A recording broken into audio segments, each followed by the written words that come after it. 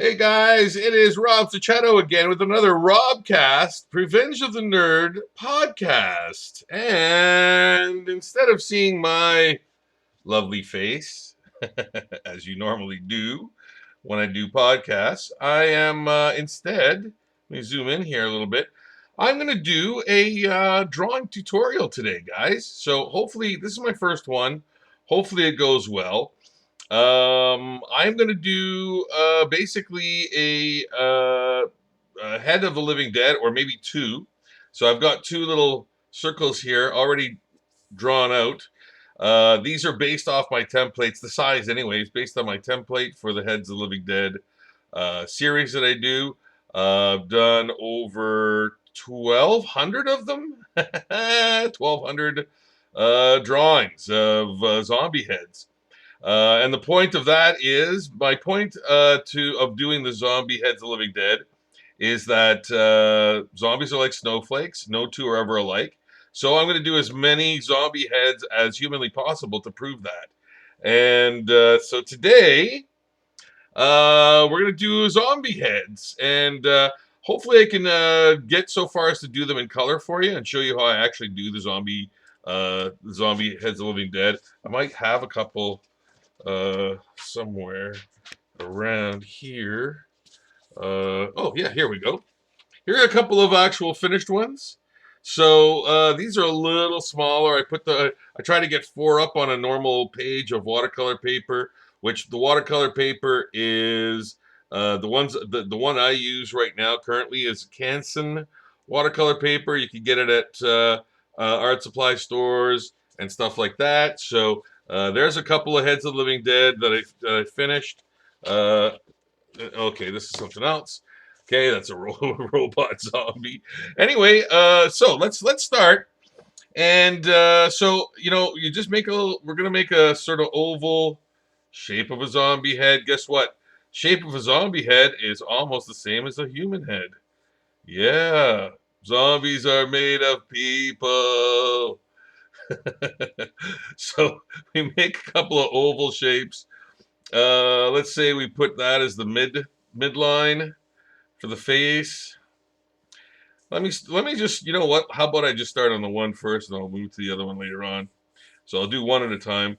We'll say the eyes are around there. Maybe put them in there, somewhere around there, where the nose or nose hole will go. Mouth. This is just in general. Maybe I'll put the light over here. Might help. That's probably better, I hope. Yeah, it's a really shoddy. Can I say shoddy? It's a very shoddy light. Yeah. Wow, it's horrible. Anyway, let's continue. Okay, so we'll say the eye holes are kind of there. Okay, and the mouth, and maybe we'll make the mouth kind of like angry, angry mouth, and maybe an ear, another ear around there. Okay, you see that? Yeah. Okay, good. Maybe I'll try to get in a little closer. Zoom in a little closer. Does that help? I think it should. Okay, hopefully that helps. I am learning.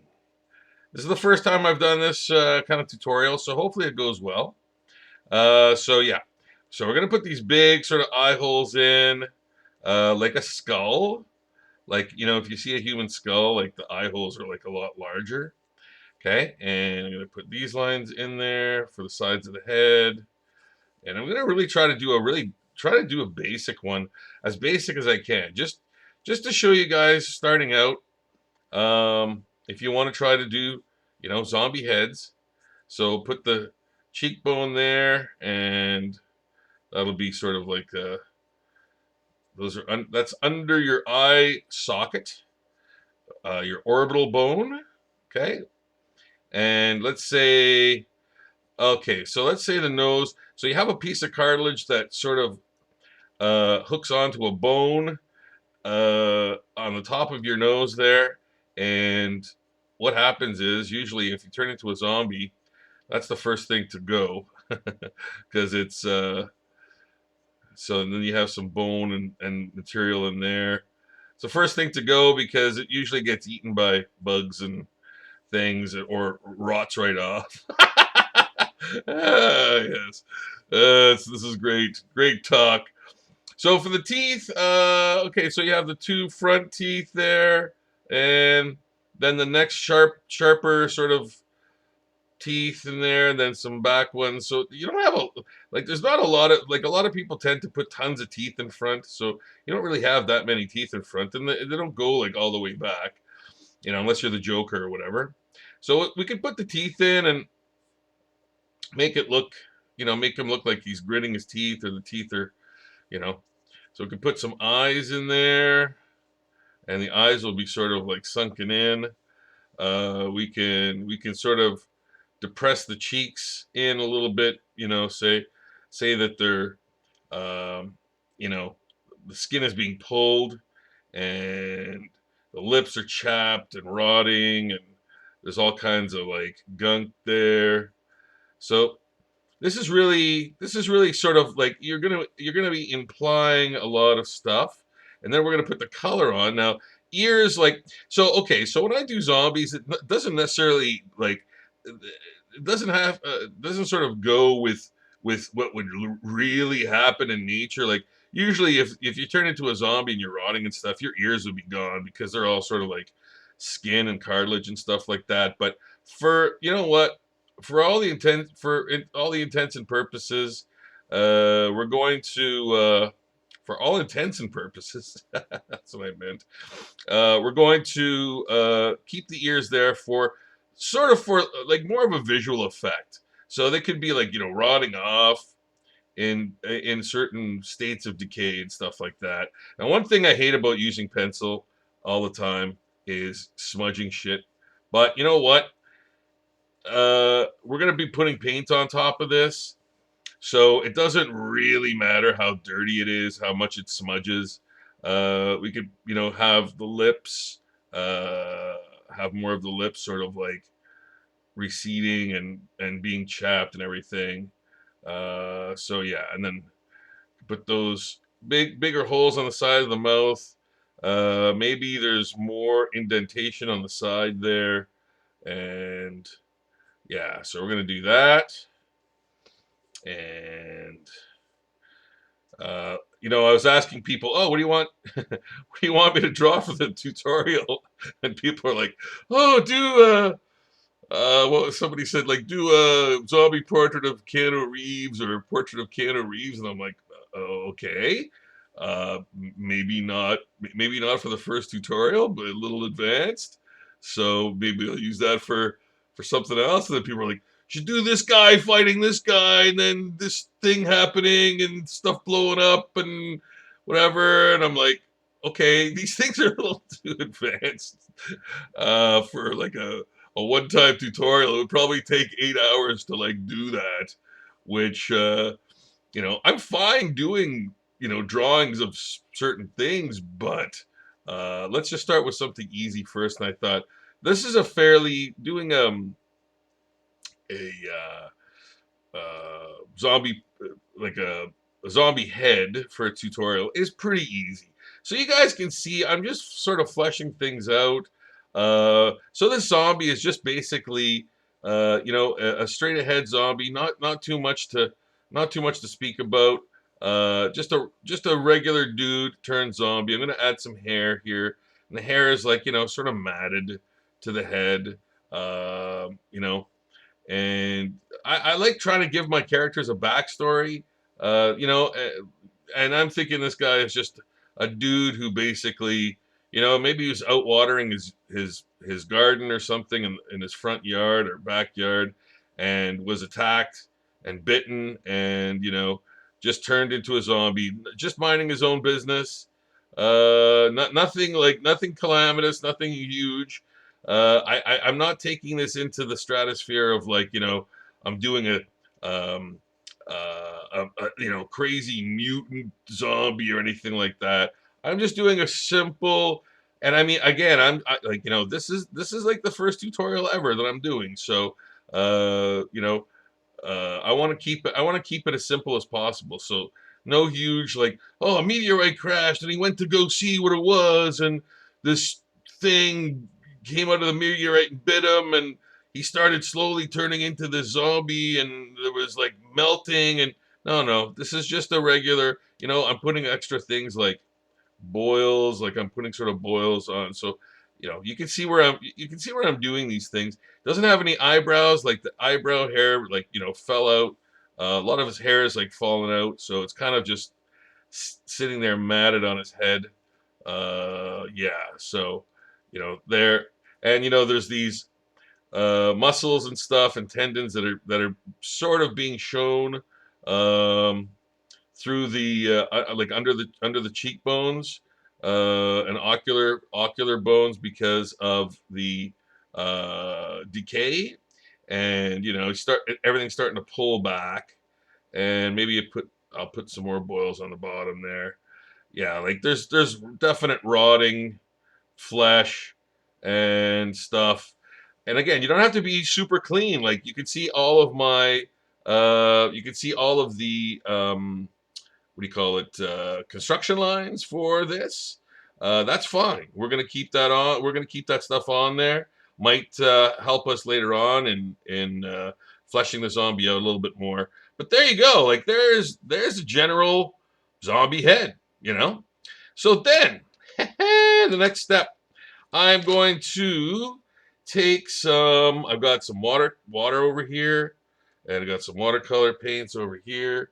I'm gonna make some fleshy zombie flesh color. So that's like, I'm taking white, I'm taking a little bit of black, I'm taking some purple, um, maybe some green, and I'm just gonna do a simple wash. Uh, just gonna do a simple one step wash just for the uh, skin tone. Now, it's really important, and I can't stress this enough, they use more water than you do paint. This is like water paint. This is watercolor paint. This is not house paint or acrylic or oil paint. Actually, acrylic, you can use water too. You can water acrylic paint down. I like using watercolor because it's fast. It dries pretty fast. Goes on really quickly. You don't have to clean your brushes every single time you use any paint. And you can see what I'm doing here. Maybe I'm gonna actually try to get a closer view for you guys. I think the closer I get, the less the resolution is. So I'm not gonna get too close. See, there's like more camera shake. So I'm gonna try to take it easy with getting too close, because I don't want you guys to like have strokes or seizures because I'm getting in too close and it's like moving so much. But as you can see, I'm getting some nice zombie skin tones in there. I'm going to put some black on there. And now, again, the beautiful thing about watercolor paint is that it blends in. You can blend it in by it'll sort of blend in right on the actual paper itself. So I'm gonna pull this light back a little bit because I think it's getting a bit too intense. Does that work? Hopefully. Um, yeah, now I got that great shadow in there. Okay, so let's see. I'm gonna try to put the light back in here. How does that look? It's way intense. Um, okay, how about no light at all? Huh. I guess that's gonna have to suffice. Until I figure out the lighting situation, I'm gonna be using natural light. Okay, so as we go along, I'm gonna continue to add in this flesh color. So this is just anywhere that, you know what? Anywhere that it's not hair or teeth or eyes, just, you know, add some of this, whatever color you come up with, basically. I use like white, a little bit of black, some purple, some yellow, and sometimes a little bit of green. And I basically water that right down and let that blend in all on its own. Okay? So, you know what? You're just putting that in wherever there's flesh. And you're kind of dabbing it. You're not like, you're not painting, like I said, you're not painting like you would be painting the walls of a house. You're just putting that in. You see how light the touch I have on my on my um, on my pieces. Like I'm just dabbing it here and there, and I'm gonna pull back a little bit because I think that might help for you to see more. Might be a little clearer. I don't know. I hope so. I'm gonna have to figure out the camera situation, the lighting situation. I'm actually at my computer desk right now to do this, so yeah, it's a little. I had to bring all my art supplies upstairs to where my computer is. I'm not super tech savvy, so there's that. So anyway, we got the flesh color down. I think pretty much dark enough. I'm just gonna wash my brush off in, excuse me, the water. And I'm going to go in and I'm going to take some yellow and brown and black. Again, more yellow than the other colors. And I'm going to mix that up right in the, see, I'm mixing that up right in the little tray. A little bit more water. So you can see I'm getting a little bit of that. And now I'm going to do the teeth because they're gross and they're not white. And now I'm going to make sure that when I do the teeth, I'm not going to touch the other wet paint area. Um, so their teeth are now a nice, gross, rotting yellow. At least there's that base on there, just like the base for the tones of the face. Now, what I'm actually going to do too is go up to the forehead area, and I'm going to add some of that yellow and into the middle of the face too, and the brow. And why am I doing that? A little bit of the cheekbone too. Why am I doing that? Because a little bit of the chin as well. I'm doing that because warm colors like yellow, orange, red, colors like that actually bring out surfaces. So they raise surfaces.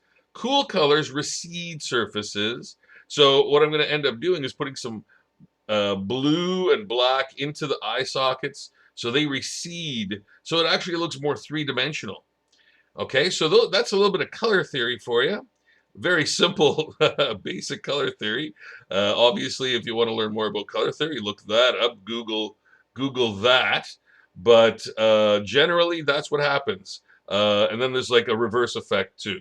So of course, for every action there is a reaction, and color theory works in reverse as well. So anyway, I've added the yellow, and that already seems to be sort of coming out, and that's great. So I'm going to take some of the black I've got over here, blue, got some black and blue, and I might even use some of that for a base color for the hair, because I'm going to do the hair in like a sort of a brown. So I'm going to add the brown with blue and black, and actually that works out really great because it gives you a good. It's not just brown. Like you can't use, it's not really great to use colors right out of the tube, or like just the colors that you have written on your pencil crayons and stuff like that. It's always nice to mix it up a little bit. So I'm adding some of that blue and black to the eye sockets, and already you can actually see That is a lot darker, and it looks like the eyes are receding into the skull more. And we're gonna do even more, even more, in a little bit. See, we gotta let this dry a little bit, I think, first, because it is there's a lot of wetness there. So, like I said, you got to use a lot of you got to use more watercolor more water than watercolor pigment on your brush. So I'm also going to do the bottom outer line in the cooler color, the black and blue mixture. I think it's ultramarine blue. I think I'm probably using maybe with a phthalo blue, any blue that you have. You know what? You're experimenting at this phase. I'm just giving you the nuts and bolts, and you're going to go ahead and when you try doing this, you're going to go ahead and you're going to do your best and try to. This is just again, this is just a simple one tutorial that gives you a little bit of the just a little bit of the information that you need to do one of these. And you know what? I'm going to actually go in a little bit with the lips too and add some blue in there. I'm going to water it down a little bit more so it mixes in. And yeah, so there we go. So look at that. That's actually really coming. That's really starting to come about there. So I'm going to add some of that blue inside the nose cavity because guess what? That's receding right into its skull. There's no nose there, right? Right. And now I'm going to take my brush and put it in some brown with the blue and black is already on there. Now I'm using some brown, or actually I'm using some burnt umber. Um, yeah, I'm using some burnt umber, and I'm going to put a little bit of blue in there, and I'm going to start doing the hair. And it's just a matter of, you know, going with the flow, going with your lines. All the hard part's done already because you've already drawn it out using that really quick little template, the little, oval head shape. And there we go with some nice hair tone, which is just, a brown, like an old shoe leather brown, basically. And we're gonna just we're not going to draw all the hair strands because that would be crazy and unnecessary. We're just going to put it in as a shape. So the shape of the hair it's almost, you know what? Think of in terms of if you've played with Lego, like I do.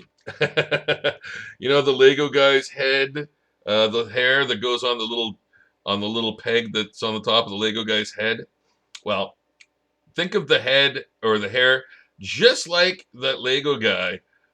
Just a shape. It's like a piece. It's like a toupee almost that can come on and off, and that's basically the same thing as this. Just a one large area or shape. So there we go.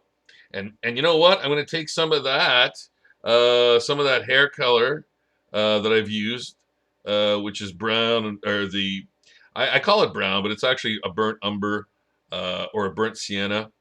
And I'm going to take some of that, water it down a little bit more, and I'm going to add some of that to the teeth to make them look even more rotten. So yeah, I hope you guys are enjoying this so far. I'm having a good time. It's a lot of fun. And I mean, of course, you could always pause this, uh, at any given time and actually like look in and see, you know, what's going on a little bit closer, probably. Um, so there. Now I'm gonna clean off my brush again a little bit. And you know what we're gonna do? I'm gonna actually go in and do some of the boils, and I'm gonna use just a red. I've got a rose and I think crimson mixture. So I'm going to use that, and I'm also going to use my blue again to make a sort of a purple. And I'm going to do that with, get out of the way here. I'm gonna do that with yeah, in there. There we go. I've got a little. I got a little thing. I got a little whatchamacallit, area that's sort of free. That's not being used for paint. So I'm gonna take that. I'm gonna take some of my rose and crimson and blue, and I'm gonna do some of these boils in that color. You know, they're angry boils. They're like gross, full of blood and ready to pop. And you know, again, it's actually great to visualize, you know, the thing that you're doing, and what it's going to do. So it will help. That's why I always come up with it. I always try to think of a backstory for the characters that I do, because it helps you create them. It gives them life. Even if they're zombies, it gives them life. So yeah, we're just painting in, and you know what? It's okay if the surface is still a little bit wet. If that color runs into the other, facial flesh colors, because uh, that's what it does. It actually mingles in with the rest of the flesh. So that's a cool thing. So kind of done with that, putting the boils in. Now I'm going to take a different brush, a little smaller, I think, like this one, and I'm going to put in the red around the mouth, because maybe he's already, maybe he's already attacked a victim and bitten a victim or something, and he's got blood around his mouth. So I'm just going to put blood around his lips and gums and even teeth and that whole area and up there. And I'm not going to be too. I'm not gonna look at it as being like super precise. Now that blood will just go right on top of the flesh that you've done. So again, this is very easy to do. Like it's not like a paint by numbers thing where you have to stay within the lines and all that stuff. Like I've got some, even the boils, like if I touch them again with the red, with the more pure red, they're gonna have like a more pure epicenter, um, and meld in with the rest of the flesh. So there's that. So I'm just gonna adjust this camera a little bit. There. Okay. Hopefully that's still fairly in focus. It's kind of grainy, but I think you guys can see. I hope so, anyway. And then I'm gonna take some of that blood and do the ear. Maybe the ear was, damaged or bitten. Maybe that's how he turned into a zombie. So maybe both the ears. I'm gonna add some blood tips and stuff, and I'm gonna put some reddish hue inside the nose cavity. Sorry about that. Into the nose cavity there. And yeah, that looks cool. I like that. Awesome. And then there. So yeah, look at that. That's a zombie, man. Okay, so now I'm gonna clean off that brush, and I am going to take a more pure white. Now I'm saying it's pure white, but it's really like there's some other constituents in there. There's some other colors in there, like really faint. Like there might be, a bit of blue or black. So it's not going to be a pure white. It's going to be kind of gray. So I'm going to put that in the eyes. And yeah, it's picking up a little bit of the blue, but that's okay. The eyes are receded in the head because they are all dried up and like white. You know, you seen those zombies with the white eyes and stuff. And take some more of that white. Add some more in there. Oops. So sometimes you don't get many chances to do this, but sometimes you can actually like just edge. If you've gone outside of the line or an area that you didn't want that paint to go into, you can actually just edge it out by touching it, by like moving it with your finger, and taking it off. So I'm gonna add some of that white color to the teeth a little bit. Now it's not going to turn the teeth white or anything. It's just going to make them even more, have more texture, like surface texture. Maybe some of the cheekbone too. I've got some of that white left on my brush. I'm going to use it on there. So, so there. So we're going to let that dry for a little bit. And, I could go and start doing another one, but I think I'd like to stick with this. And I'm just going to go over the pens and stuff that I use. Everything's over here. So these are some of the pens I use. Now, honestly, I don't I use the brush pen an awful lot. And this is a this is a Pentel pocket brush pen. And this is a fantastic pen. I love it. It's amazing. The textures and holding lines and thick, thin lines you can do with it are amazing. It's just fantastic. Now, I don't use these as much with the Heads of Living Dead because I do so many Heads of Living Dead drawings that I don't want to really like wear down these pens for this type of thing. I'd rather use this for a more of a more prestigious pieces, more pieces with more um, uh, like that I need more precision with. So I might use it, I might not. We'll see. This is another one. This is a Stadler pigment liner.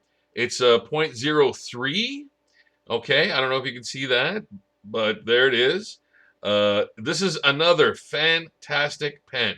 They're about $4 or $5, I think, depending on where you get them.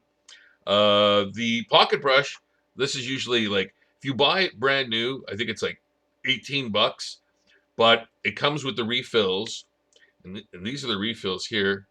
The refills actually are pure India ink, and they're awesome. This is the refill here. Goes in. So I mean, yeah, this will last. I mean, you can make this thing last for a long, long time. These not so much, depending on what kind of paper you use. Sometimes using them on watercolor paper, they wear down. Those are kind of made to wear down though. They're not refillable. So uh, I tend not to use these pens for anything prestigious or anything precise. This is a kind of a new pen I just bought too. It's a Sharpie fine liner pen. So Sharpies are pretty much, I mean, let's face it, they're fairly disposable types of pens. But sometimes it depends on the kind of art that you're doing. Like these Heads of the Living Dead, like they're fairly quick to do for me. I'm trying to prove a point with these things, so I try to do these Heads of the Living Dead in a rather more quick way, quick and sloppy almost. Sometimes I get in and get some really precise sort of things going, but for all intents and purposes, again, I'm using that phrase. I try to get these done like fairly quickly. Okay, so sometimes I'll use like substandard. See, I'm using my air quotes, substandard material or art supplies. Nothing's really substandard if you get a desired result. So I find that these guys get the desired result too, so I use them. Sometimes I'll even use a real sharp, like the big Sharpie type. Everyone's seen these guys before to do the holding line around the head to make it look like a lot chunkier. That's fine. Sometimes, especially now, if you guys are just learning how to do this, don't use super expensive materials. Use materials that you have. Watercolor you'll have to get, but for the most part, just you're starting out, so test out what you like. Maybe get some more expensive materials as you go, but for right now, using just whatever you have or stuff that you can get even at a you know like a place like Staples or something, I think is fine. So now we're going to start putting in the detail lines, and hopefully this is dry enough that I can do that, and we'll see. So I'm starting to add in all these little chunky detail lines, and I don't know if I'll be able to get this all done, but we're gonna try. I'm gonna try to get a little bit of this, as much as I can of this done. Um, Show you all the sort of little detail lines and things if I can. And I like moving my paper around a lot. I don't know if you guys do, but if it makes you feel more comfortable to draw, I suggest doing it. Anything that makes you more comfortable drawing, I am all for that, guys. Like honestly, if you have to draw in your underwear or whatever, then do it. If you get better results, using, whatever weird materials, it doesn't matter as long as you get those desired results and it looks, relatively competent or good or whatever, do that. There's no set rules, especially like, I started doing zombie portraits way, way back in 2006. And, so I do zombie portraits and like for zombie portraits, I use really the best materials because I, I make those to last for basically forever. So I use like really good watercolor paper. I use like archival inks, like the Stadler fine liner pens have. That's the zombie portraits are one things, or some of the things I do not scrimp on type of thing as far as using materials. Uh, in fact, when I first started doing the Heads of the Living Dead, it was an attempt, basically, when the materials I used for zombie portraits couldn't perform as well as they did when I first, like, when you first buy them, everything's like really, really good, and awesome, and but once they would start to wear down, I would use those to do Heads of the Living Dead because they weren't as an important thing.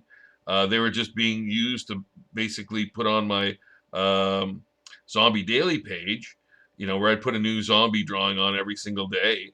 So I would use those materials to do the zombie heads because I didn't want to throw them away. They weren't like garbage, but they also weren't good enough to continue using for the zombie portraits. So I would like compromise and use them for things that weren't as necessary to be perfectly precise. So that's the story of like that's kind of the reasoning behind even doing the Heads of Living Dead. So I think we're going on almost 40 minutes now. I think I'm going to kind of stop it here because I'm not sure. I don't think this is going to be done. Um, but I'm just putting in this. I just want to put in this area here to show you guys a little bit of the detail stuff, and hopefully you can see it. It's a little dark, but hopefully you can see this. And I'm going to take, so what I've got here too, this is kind of a cool thing. I've got this Bic whiteout pen. Again, it's a stationary product, you'd find at a stationery store. And I use that to do the little gross, sorry, I'm going to clean the tip here, to do all the little highlights to make it look sort of bloody and gory. So I'm putting those on all the boils, and I'm going to probably use that in the eye too. And I don't know if so I guess, yeah, you can probably see that. That's awesome. So that's an area now that, put some of that in there where there's blood and where there's highlights. Makes it look a lot gooier, you know. And I'm going to take one of those actual Sharpies and just do the side of the head here where the hair is. And I don't know if you can see that, but this is a holding line. So it actually keeps everything. It actually makes the image pop right off the page when you put a heavier holding line around your whole the whole image, makes it really pop. So gives you that nice, like, you got the white of the page, then boom, there's like a black line, a thick, nice black line around everything. So there, I hope this worked a little bit. I'm going to have to really experiment with the. Um, hopefully, you can see this. I know it's a little grainy. I'm gonna really have to experiment with the lighting and everything for you guys because I really want you to be able to see everything going down a lot better and clearer. So my apologies for it not being like super perfect, but hopefully you got some little information here that would help you create a zombie head.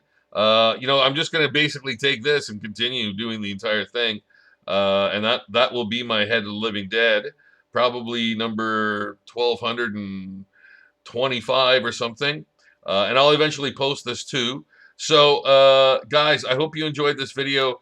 If you did, please give me the thumbs up. Please suggest maybe some other ways I can do this that will be better for you guys if you want. If you know a better way for me to do this, I'd really love to hear it.